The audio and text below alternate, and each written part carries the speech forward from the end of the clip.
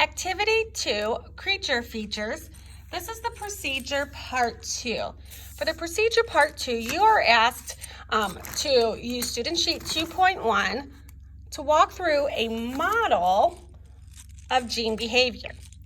You will need orange and blue discs. If you are in class, you will be able to complete the model in class. If you are at home, you will use this information and this data as your model. So first off, you should have decided which hypothesis that you wanted to model first. A, B, C, or your own. Okay, now what we do is we are going to assume that each critter has the same total number of tail color genes. So maybe they have one gene that controls for it. Maybe they have 2 genes that control for that tail color. Maybe they have 3 genes or 4 genes. We need to decide which we want to go with. If you are doing this in school, you can decide and go through it with whichever amount of genes you would like. If you're using my example, I'm going to start with 2 genes. I'm saying that there are 2 genes that control for tail color. So place the number of orange tail color genes, orange discs, you have chosen into Poppy's outline. So I'm going to say it's 2 of them. So I'm just going to put 2 here. Place the number of blue tail color genes, blue discs, into Sky's outline. Okay. So we have 2 genes that control for Sky's, 2 genes that control for Poppy's. Okay. Now they are going to come together and they are going to produce offspring. They're going to produce 2 offspring, and we're going to call them Ocean and Lucy. So now we have another decision to make. If you're in class, you're going to decide how many genes you think each parent, Sky and Poppy, give to each offspring. Now when we model this, we're not going to take away genes from Sky and Poppy. Sky and Poppy instead give copies. So when they go to reproduce, we actually make copies. So we have 2 here, and each of these genes would make a copy to pass on to their offspring. So they never lose their original ones. Okay, so to model it, we're going to have to not use theirs, but we're going to take them from here. You're going to take the copies you need from your pile of discs, place the appropriate number of orange and blue discs in the outlines for each offspring. Remember, each offspring has to have the same total number of tail color genes as Sky and Poppy. So, if we were to put, okay, so this 2 blue genes are passed on, we have a couple options. We could do 2 blue here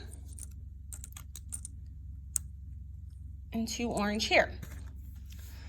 Now my question for you though is that you need to remember how many blue tails and how many orange tails were in the first one.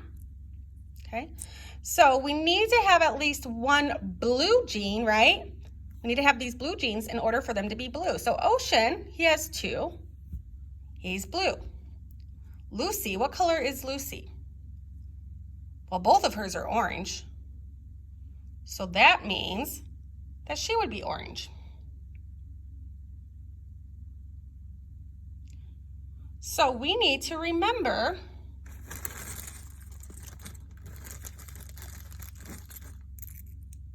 to keep that into consideration.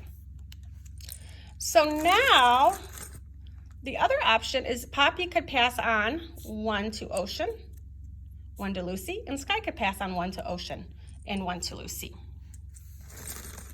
Now they each have blue in them. Okay, so make sure you decide, should we do it this way or should you do it this way?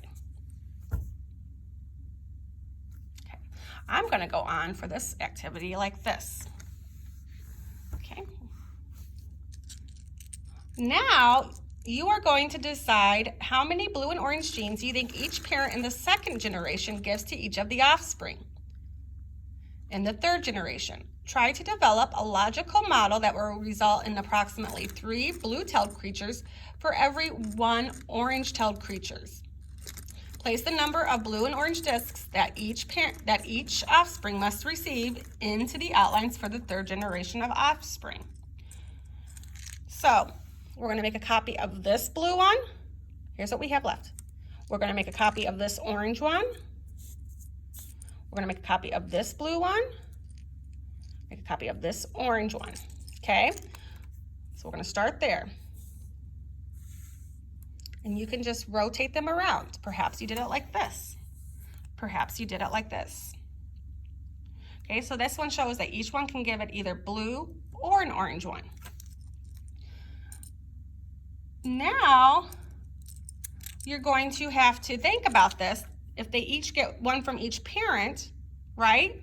So maybe this orange, blue one came from Ocean, then it would also need to get one from Lucy. So it's going to get one from each parent. So let's go back a step actually. Let me slow it down. So in this offspring here, it has to get one from Ocean and one from Lucy. So maybe we do one blue one for this one, and then we have a choice. Do we want to do blue or orange for Lucy? I'll go with blue because it's at the top. The other combination that we could have done is blue for Ocean's. The other combination with Ocean's blue could have been orange for Lucy. Now let's say Ocean gave a copy of his orange one to the offspring. Now for Lucy, we could go with either or. So it could be Ocean's orange and Lucy's blue copy, or it could be Ocean's orange and Lucy's orange. So these are the different various combinations that we could come up with, making sure that we got one copy from each parent and we have all the different possibilities.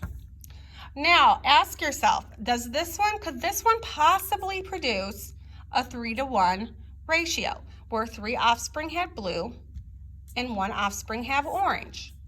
What do you think? If not, you can go back and try again. I'm going to leave this model like this. If you are doing this virtually, this is the model that you will have copied down into your section. Okay, so just use Cami to color in your particular template, critter template with these. When you are finished, you're going to start answering the analysis items on the next slides.